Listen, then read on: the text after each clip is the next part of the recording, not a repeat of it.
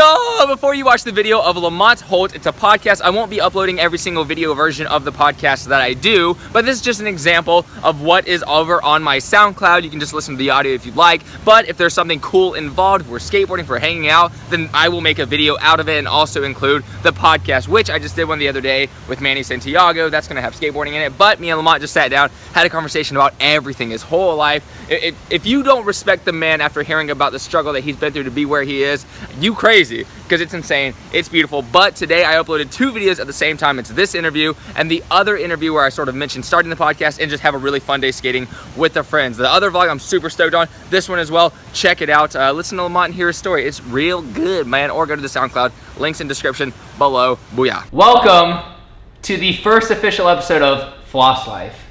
That's what I'm calling it. Floss Life? Yeah. Like teeth flossing? Kind of, but like we're flossing. Cleaning out the dirt. Yeah.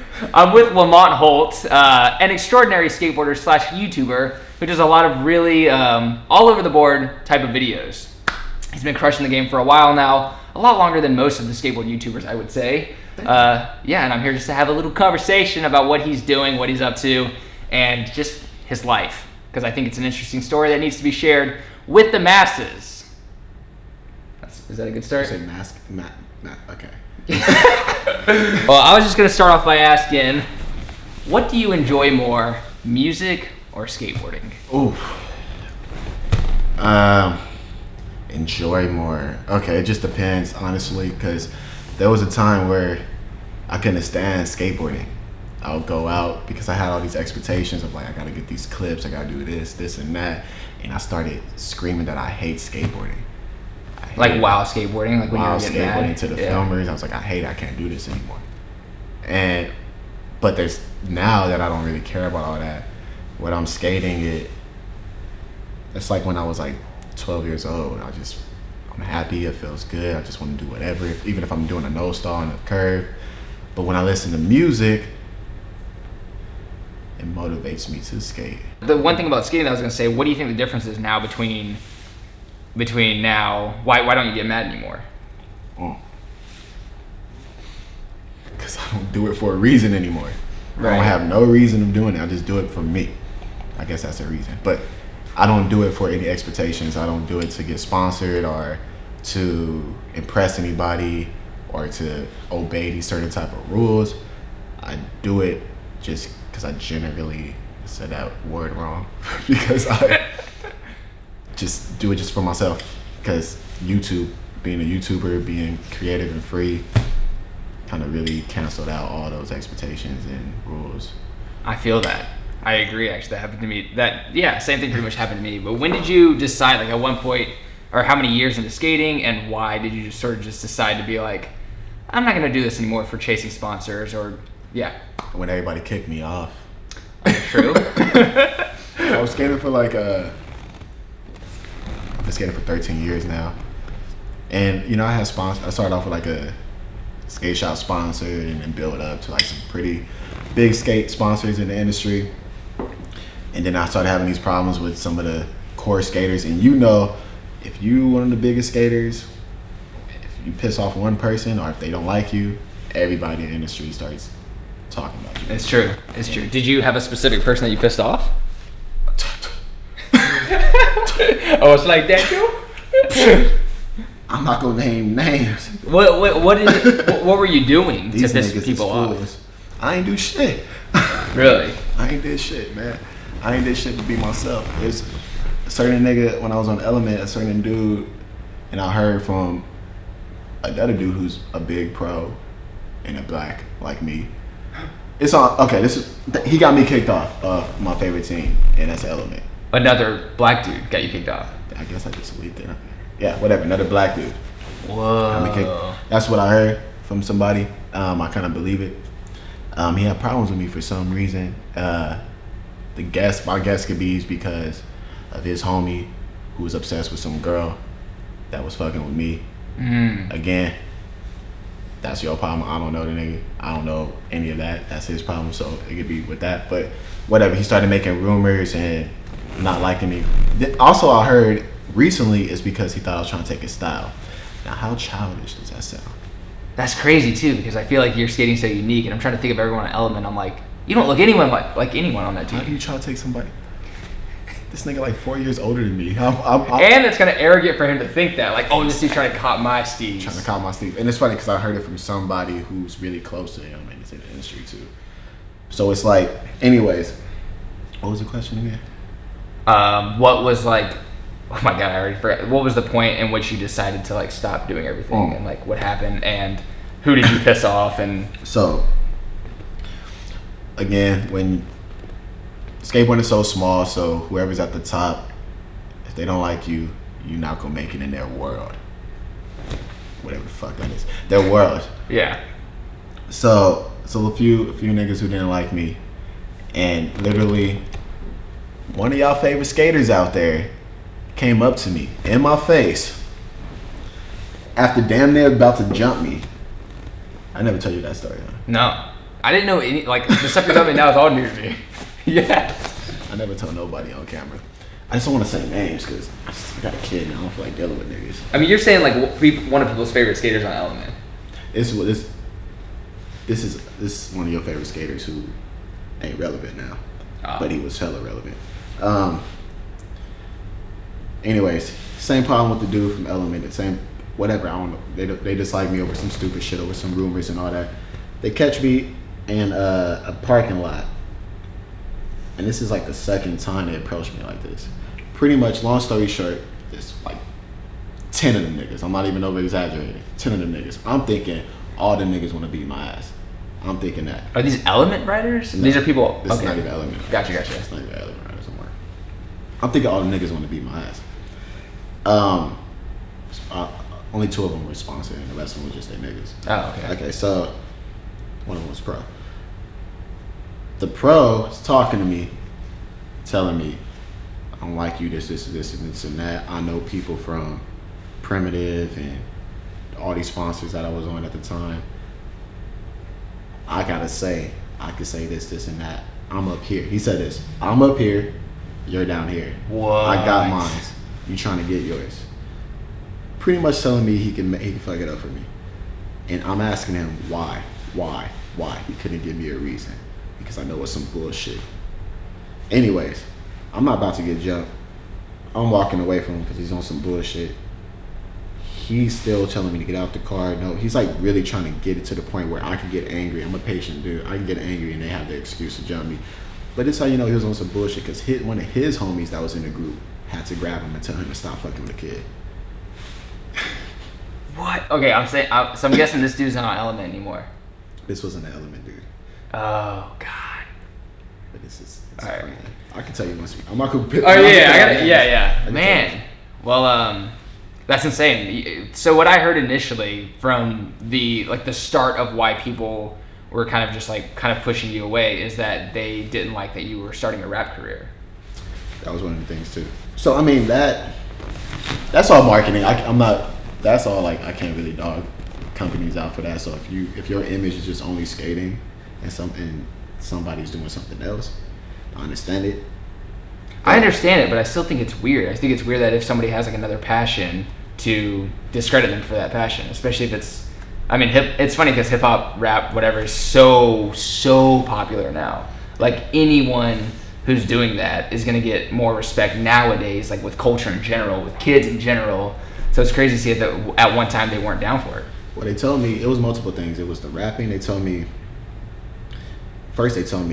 this was before I started doing skits and really going into YouTube. This was when I was just doing videos for Nigel's channel, just doing just straight tricks.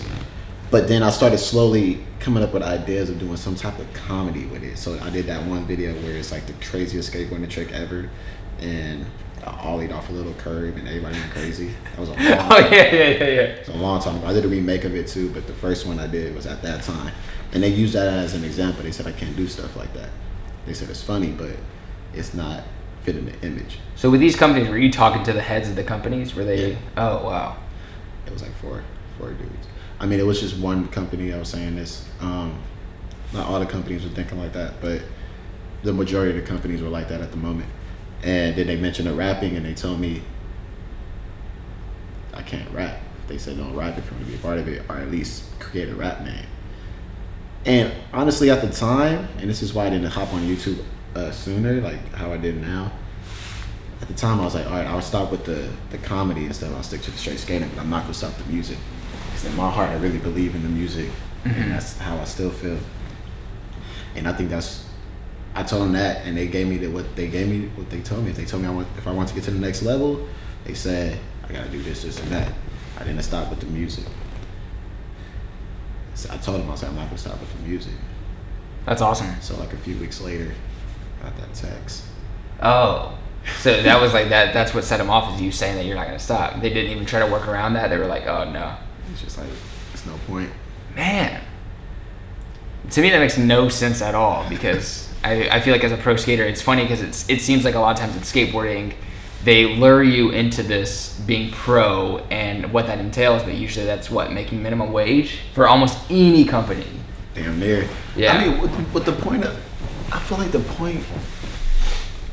But if you don't even have the time to build something new for when your skate career ends, which is really early in life, like music can last forever.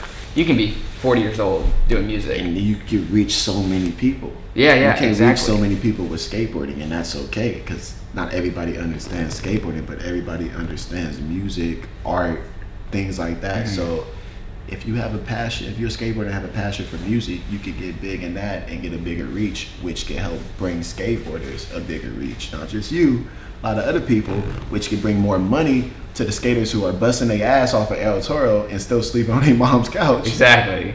See, people don't think about the bigger picture. And it's so easy to get that one person up there to help everybody else. It's like what I always tell my people in the group. It's like, don't be crabs. Crabs in a bucket, when one crab tries to escape, they grab him, pull him down. Right. That's what skate industry, whatever, it's core skater, whatever the fuck you want to call them. Right. That's what they were doing at the time. I feel like they're switching up a little bit now because they're starting to realize, but that's what the majority of them do. What you need to do is push one person up, and then have that person throw down the rope or put his hand out and pull people up. And the more people up there, the easier to get the rest of them up there. And that's how my vision was with the music. Help push me up with my music. I'm not saying be fake. If you don't fuck with the music, don't fuck with the music. But most people ain't giving it a chance. Help push it up. And then once I'm up there with the reach, take everybody on, put everybody on, no matter what you do. Does that make sense? No, 100%. I completely agree. I think with what we do as the YouTubers of the industry, or whatever you want to call us, I think with us, it's always been about helping each other. And you see it in all of our videos. We're always in collaborations. We're always pushing each other. It's like, if you send Andy Schrock a box of candy, he'll do an unboxing. Yep. And like, he didn't need to. There's no reason. I'm not a part of Revive, anything like that, but he tells me, come to Cincinnati. Yeah. Come over there, I'll pay for your hotel, I did this and that. Right. Just out of love. Company, the core side, they don't care about you. They'll never, no, hell no. They don't care about you, man. But it's weird because I feel like I see this in the core side. One reason that they seem so cold towards everyone, because they sort of think that, they think they're more valuable than they are. I don't understand the reason that someone who owns a company in the core side of skateboarding is so arrogant about what they do. Like, I don't know. To me, skateboarding seems so simple and it's just a silly toy. It's fun, but they take it way too seriously, and it goes like, they ruin it for kids. I've literally seen kids, and I have proof. I've seen kids while I'm going to Woodward West, right? And the kid is crying on film, crying that I'm in his presence and I helped him do a trick. Yeah. And now I see the kid, he's super good now, but I have some sponsors. It's like the core side of it. But he don't say anything to me. When he sees me, he acts like he can't look at me. Damn. And I see him often. That's crazy. And it's just like, I know he's looking at YouTubers in a bad way, but it's like, it's not even the fact of it being YouTube. You gotta build your numbers. That's what I'm saying. Like, they have a company. You don't want your riders to have high numbers. How you gonna get? How they go eat? How you go eat? That's what I'm saying. Yeah, it seems like a lot of companies, they have like a direction for what they want their brand to look like, and they push everything towards that. But what happens is the people that they're trying to push don't get any love. Like in real life, like once they're done with skating too, especially like after that 3-year pro career, they don't have anything, and it's like, you have to build, I think as a skateboarder, you have to build something else while you're doing that. And now you've got multiple things. Now you got music, you got YouTube, you got a lot of stuff. So it's like, 2 questions. One, how does it feel now to be like succeeding? Like honestly, I feel like even what you're doing now, you're more successful. You definitely got bigger numbers than most professional skateboarders. Yeah, it's a lot. That's because it's a lot of professional skateboarders that aren't business smart. That's true. And that's not their fault. That's the direction they're trying to chase. But does that give you like a hell yeah feeling to be like yeah, or do you just like I'm just doing me? I'd stay in the moment. I'm not really. I don't like. There's times when I'm like if a kid comes up to me, you know, like how do everybody like can I get an autograph, and I'm grateful for that. I point that out to myself. I'm grateful for it, but I'm nowhere near where I really want to be. Because like I said earlier, for example, like music, the reach for music is a lot higher than what skateboarding is. Especially now. So right now, it's my expectations and my goals is a lot higher than what skateboarding is. Mm-hmm. And YouTube is just a tool to help get there. So I'm grateful for it, but I don't feel any type of like. Yeah, you're not like spiteful towards these companies. Yeah, art. Like I gotta keep going. Right. I know you feel the same way. I do. Keep going. It's always yeah. It's I always know you got your goals too. Yeah, I mean it's good because like with what we did, we sort of branched out, and now like we kind of control our fate. We're you have CANDI, it's your own company that you're writing for, I guess too, right? I mean it's like your company. I'll never turn myself pro, but yeah. Right. So it's like to be in complete control of what you do is a pretty unique feeling. It definitely like causes you to react differently, and I think it's like you sort of get rid of that spite that I felt as well. Like with companies too, I felt the same way where I was like spiteful, like how dare they, what were they thinking, blah, blah, blah. And then eventually when you hustle so hard and move yourself forward, you're kind of like, it doesn't matter. Like they're doing what they do. You just want to like build yourself up. And I mean, yeah, like it's kind of unlimited what we can do. And like even seeing what Andy Schrock has done or Braille has done, it's like we've got a lot of room to grow just within skating, but also with music.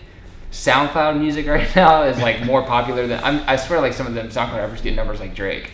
Yeah, it's insane because it's like that's like the YouTube of music, I would say. Yeah, got the opportunity, like you can market yourself a certain way and all this other stuff, but it still comes down to business on that side.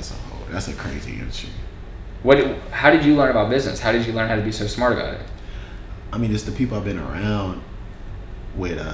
Like Nigel helped out a lot with that. Me too. Yeah. Yeah. So you got your perfect example. Nigel helped out a lot with that, growing up with him and him teaching me stuff, and then the people that I met through him and through other people, they're just business people and they're smart. Mm-hmm. So I'm grateful for that, and that's. Well, how about we talk about Nigel just a little bit, because me and you both, honestly, we're both Nigel kids. Like there's a group of kids. I mean, he brings kids in all the time into skateboarding. He's always skating with like the youngest kids, brings them in. And with me, it was a little older. I think with Lamont, I remember coming into the scene with a video part that did crazy well numbers for any skate part, and it was because Nigel was pushing it, because Nigel was getting crazy numbers compared to any other skateboarder. And like to push out a Lamont part, Lamont instantly became like a name right away, because I remember being like, who the hell is this kid? Lamont, what? And then like it was like him, and I think he was pushing a few other people at the time, maybe Jeff one of them. Carlos Vega. Jeff came a little later. But right, but Carlos Vega for some reason didn't even get the same clout you did. You for some reason had something, because I think you also had personality videos. Were you into Woodward with Nigel? I was just doing. A lot of people that we were playing Game of Skates with and stuff like that, they weren't talking. Yeah. They were just skating. Yeah. They were just skating. I was talking, being energetic. I was just being myself, and I think Nigel kind of noticed that, and he would embrace that a little more. And not just with me, but along with other people. But not everybody has a personality everybody can relate to. That's true. Like not everybody. I see what you're saying, because even Carlos Vega is like, I'm sure Carlos Vega is an amazing dude, but you never see his personality on film. Like I don't know how that dude is. He was just super focused on becoming the greatest. He is. I know that, doing his thing. Like he was only skating for like I think 3 years at the time. I was already at 6, and he was better than me.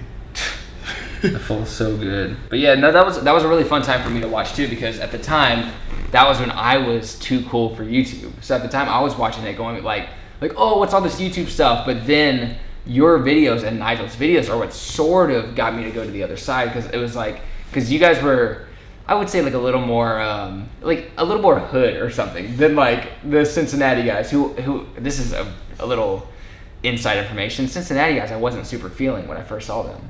When I first saw their videos I was kind of like, it's not for me. A lot of people felt that way. Right. I mean, it just is what it is. It's, first of all, it's a whole different area, so it's gonna be a whole different type of people. True. And I mean, it just is what it is because you're gonna listen to who influences you at the moment. Yeah. Before you have your real judgment on them. Right, like the people you relate to the most. Like with me, it was like I relate to. Well, I was living in South Carolina when I noticed you and Nigel, but it was like Nigel was 100% like the perfect mixture of core skateboarding and YouTube. He was doing YouTube. He was really successful at it, and he was bringing up all these kids who were just like these random kids. I swear, he just goes in the ghetto and finds these kids, like, which is super dope. Like he like. That's the good thing about it. I don't see no negativity in that. You know how the people have something to say about each YouTuber? Mm-hmm. Anybody that has to say something about him hanging out with the kids or whatever, it's like how you just said he gets the kids from the ghetto. Yeah. Have talent and puts them on. Yeah. And I was definitely one of those kids from the ghetto that he picked me up every day, put me in his videos. That's what I'm saying. Yeah, and the people do trip on it. It's like, no, Nigel's like, he's one of the last people who just puts out straight good skate content. You know what I mean? Like it's like 10 minutes of skateboarding every single day. Just because these kids will murder themselves for his channel, and it's like it's really inspiring. I love seeing what Nigel's doing. I love seeing that he's like a mixture of the worlds, but I also love seeing the core side doing what they're doing. I feel like they're still growing, but it's really inspiring to see dudes who are like underground a little more. I would say I think the YouTubers are people who take the reins and get to do what they do, and seeing what you get to do it's like really inspiring. Actually, seeing you making a company, and now you got a huge following. Kids trip all the time seeing you. It's really sick seeing that now. So, and I just want to say also, the reason Lamont came over in the first place is because CANDI has a new line of shirts. It's got 3 new shirts. They're super. Who designed these for you? My boy Eric. Okay, because I was gonna say, I was like, these are really good. Yeah, Ain't no way you that talented with art. He's amazing. Yeah, well, it's really dope. And then if I know anything about making clothes, it's hard. It's like, and it takes money to get things going. So it's really cool to see that you're in a position to be able to afford also buying a line of clothes. Yeah. So also you can check that out in the description below if you want to see that, because CANDI has been running strong for a long time. They used to make boards. Are you going to be making more boards? Yeah, we're in the process. Actually, I've been waiting on these boards for a minute, like 2 months now. But we're in the process of. We have a lot of designs in the works for boards, but yeah, just wait on it. Oh yeah, they go come and swing in. But also for you, what's like big plans in the future? I know you have music in mind. I know you have YouTube. I'm not sure. What's your big plans coming up? Well, I mean, music is always going to be there. All the stuff that I'm doing is always going to be attacked. But for the YouTube channel, big things are coming with that. New evolution for my channel. I can't say much about it, but the value of my channel is going to be ridiculous. And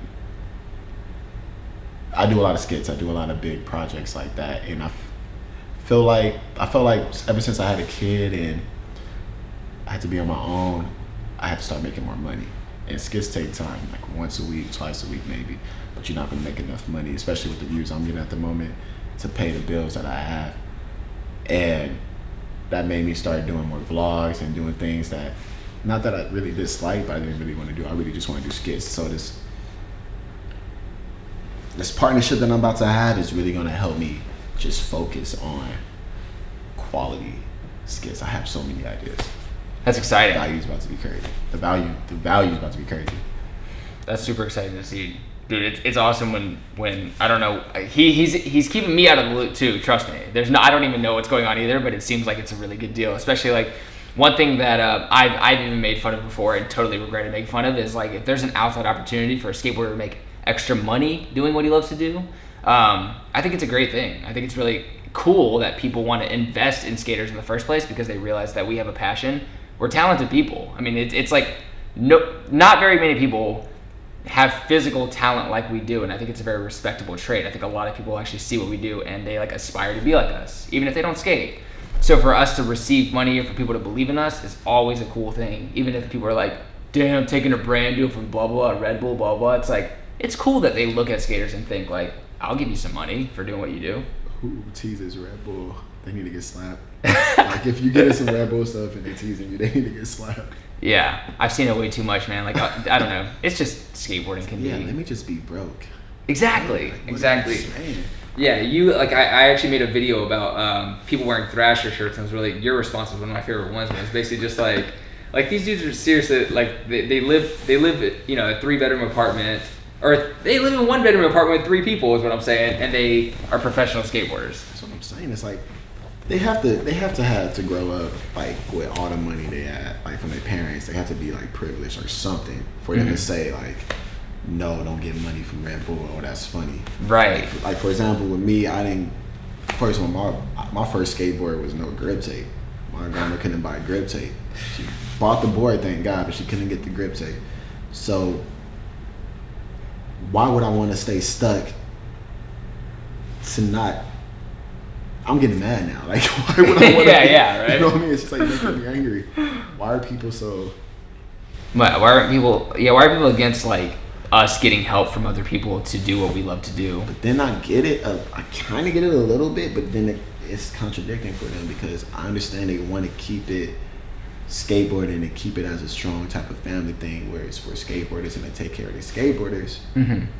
But like I said, with the reach, how you supposed to do that if you can't reach out and get more people to come and look at the skateboarders and invest? It's true. It's true, and you're in a very solid position to do that, man. Music, you're gonna reach a big audience. YouTube, big audience. Skateboarding, not so big. It's not so big. It's pretty big, but the other two definitely. I mean, if you're good at it, if you're good at other things, if you're good at doing music and stuff, and you find that you have other talents, 100% go for it, no matter what. Even if people in your industry aren't gonna be with it, it's okay, because there's gonna be other people who are down for you. And if you just grow people, if there are people that like you out there, it doesn't matter what the big dogs think of you, because all you need is the support of the people to push you through. Is that a good time to wrap it up, you think? It's your video. Man, I don't know. I feel like I want to ask like 5 more questions. I could keep going. I want to ask. I do want to ask about like your home life, because I feel like that's like something that's never. Okay. Nobody knows. I don't think anyone knows anything about your home life. Because I'm not the type of guy that's be like, oh yeah, this and that. Right. You know. So you can ask me whatever. I am, because I'm trying to get views. You know what I'm saying? I'm just kidding. I respect it. Well, I guess you can give as much detail as you want, but what age did you move out on? What was it like for your like parents to hear about you wanting to pursue skateboarding and do music? Like, what was the whole atmosphere behind all that? And you have a little brother that's in all your videos too. Yeah. 100% brother, not half brother or anything. Half. Okay. Oh, it's about to get. Oh shit. Okay. But so I just peed. But the last thing that I was talking about, asking about Lamont's, asking about his little brother. What's the story behind that? Sort of like, it's weird to ask about home life because it's such a personal thing. But I'm just interested in sort of like how your parents reacted to what you do and what they think. And you did mention earlier to me about grandma is watching over your little brother, and I'm just interested in the story about that. Okay, so let me see how to start this. Okay, so my grandparents took care of me all my life since I was 1. My mom, she got addicted to some drugs, but she's good now. But she's been addicted all my life. My dad was in jail. Typical black shit, right? So, younger brother came into life around when I was 5 or something like that. And I was living with my grandparents at the time. Which parent do you guys share? My mom. Gotcha. We have the same mom, different dads. He doesn't have his dad either. His dad is somewhere else being stupid. So he came into the life. What was the other question when I started skating? Yeah, what did they think about your skating? And I guess you said your dad wasn't around, so what was your mom thinking of your skating, or your grandma as well? Yeah, my mom and dad wasn't around. My grandma and grandpa were pretty much my mom and dad. So my grandpa hated it. I'm talking about hated it. I'm talking about this. He would take my board and try to snap it outside, like break it in front of me. He would put me on punishment for coming home before like 7 or something, because I'll be out skating at school or something. I'll be doing something. Or if I show too much love for skating, he would get scared and think it's so flamboyant and homosexual. That was the vibe behind skating with your grandpa? Yeah, because he's an old school black dude. It was just like do NBA, something like that.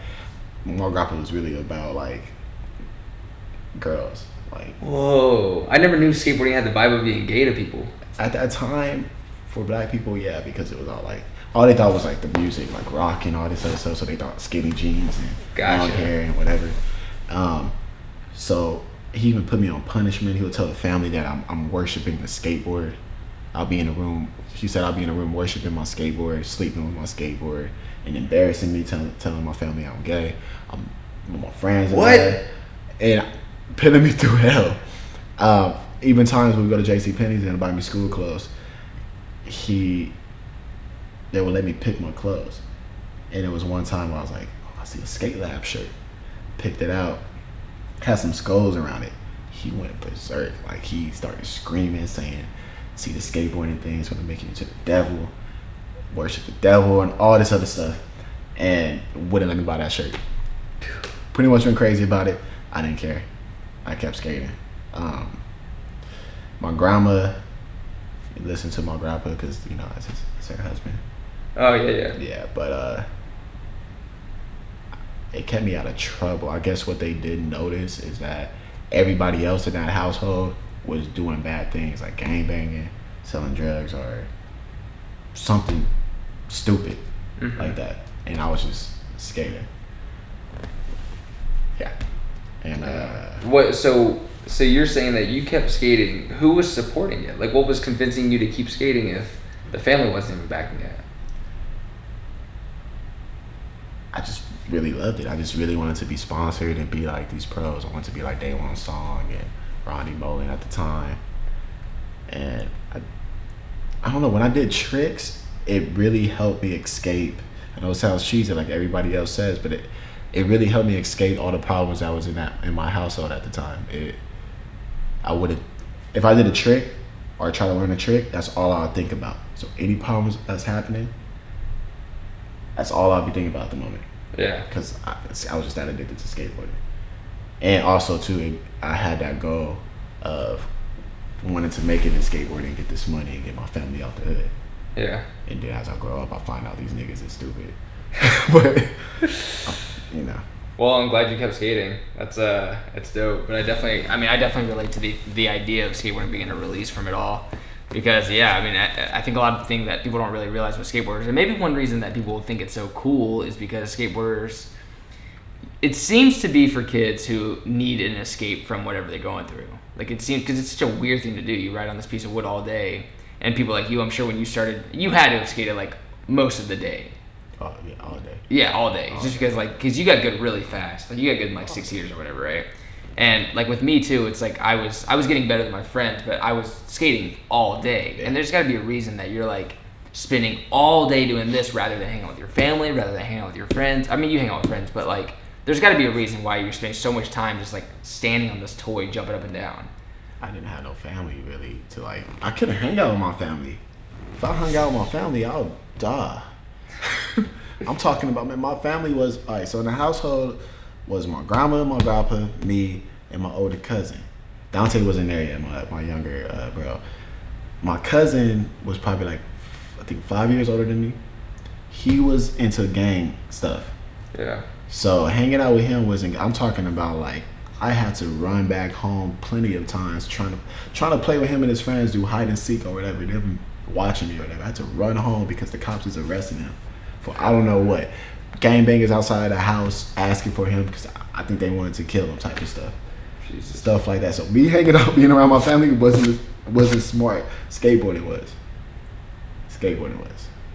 And I never really liked playing video games. Like, I had some fun doing it sometimes, but I didn't really like video games. And I liked writing a lot. Like, I wrote stories a lot. But besides that, I just wanted to be physical and skate. So when you do these, so you do a lot of scripts as well, and in the scripts you make jokes all the time about like not having a dad there and stuff. All the time. Is that what do you think that's about? It's really cool that you can joke about it. I mean, well, the way I do my jokes is more of like, it's either mocking people or making your problems okay, like making people feel okay about their problems, that they can relate to my problems. So with the dad situation, like I made a character called Papa Holt or whatever. So he's a character that plays my dad if he was here in my life. Gotcha. And how he would act and all this other stuff in a funny way. Yeah, so, but my dad wasn't I don't know if he was a bad person or not because he's obviously in jail, but he was, he cared about me, that stuff, but he just wasn't there for me. Just couldn't be there for me. Was he there for any of the time in your life? Until I was 30. Till you were 30, gotcha. Yeah. And he's in jail for what? For the long haul, or? I don't know exactly. Okay. I don't know exactly, but even if I did, I probably can't say it. So right now though, okay, so through all that, what age were you when you moved out? Okay, so excuse me. I moved out. I was forced out down there, 17 years old. So I was staying with my grandma and grandpa in Inglewood. I still live there right now, but I was living with them at the time. My grandpa was dying off of cancer and a lot of other things. He was dying. So once he died, my grandma went crazy. Like, she just, for a while, she went crazy.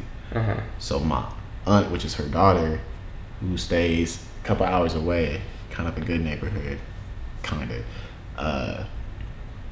forced her to move out there so she could take care of her. Okay. And I wanted to become a pro skater, and LA's a place to be. All right.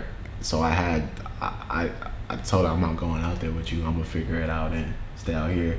So when she left, she took my little brother with him, and that's before he started skating. I just went house to house, couch to couch.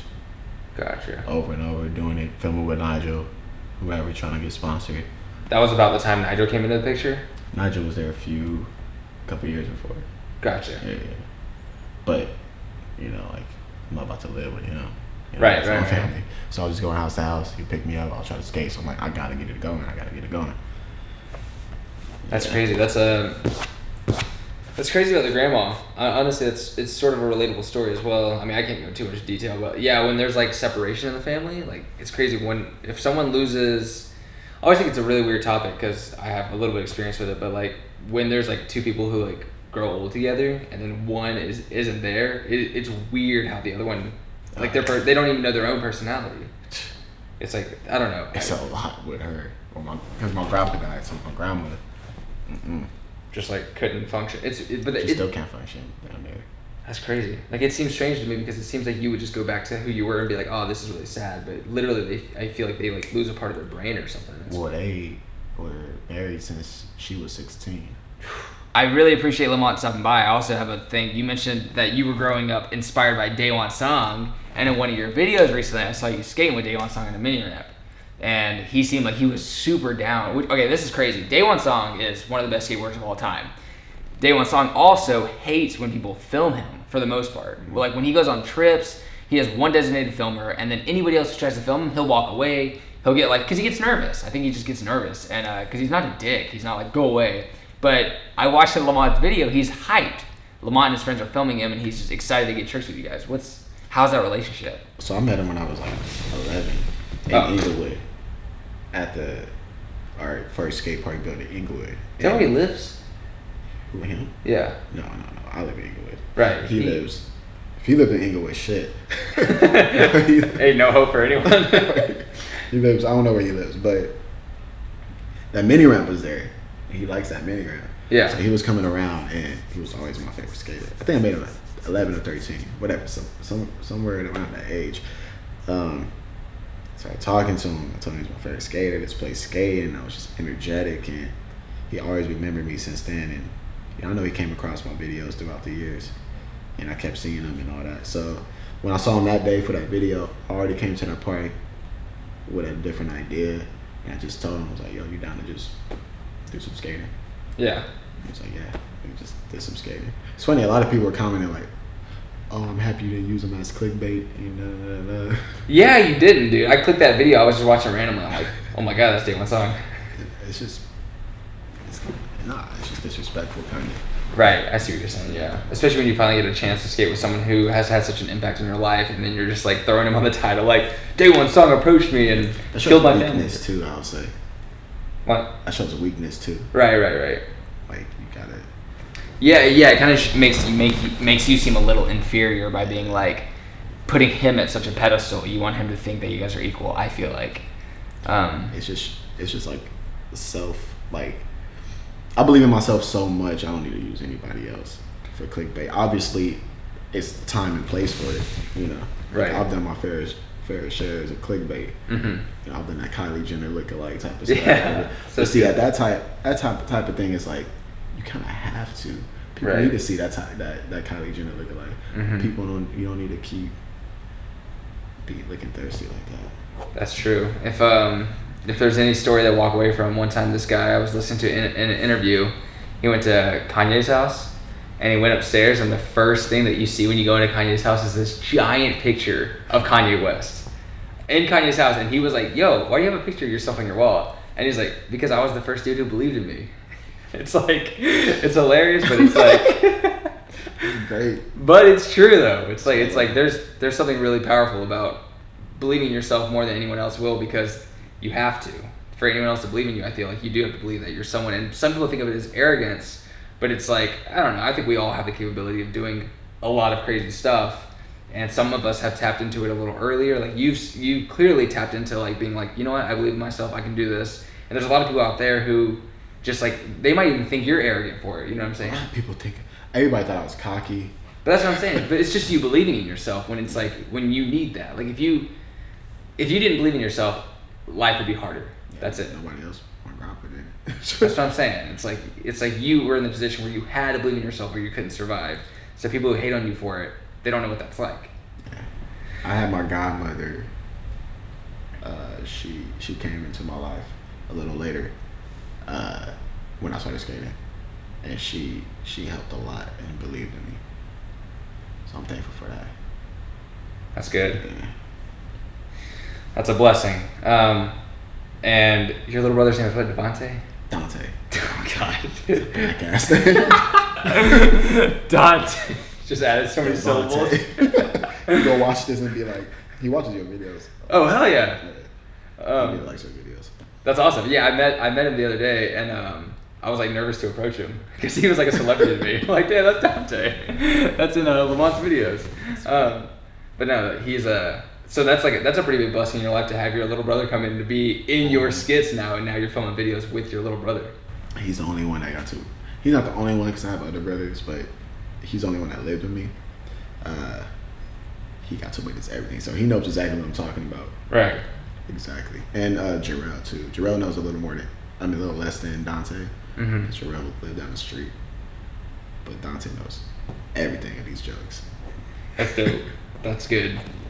All right, on that positive note, I think we're going to end this right now. Lamont Holt, thank you for stopping by.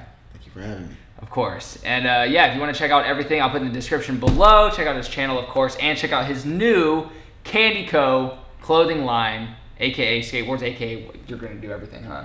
Just yeah, whatever. I might do socks and the whole shebang. Tacos or whatever. Tacos. All right, look out for CANDI tacos coming out soon.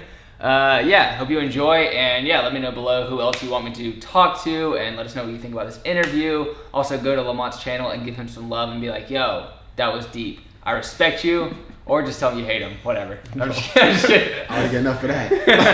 I take that back. Anyways, take care, guys. Yeah, see you soon for another video.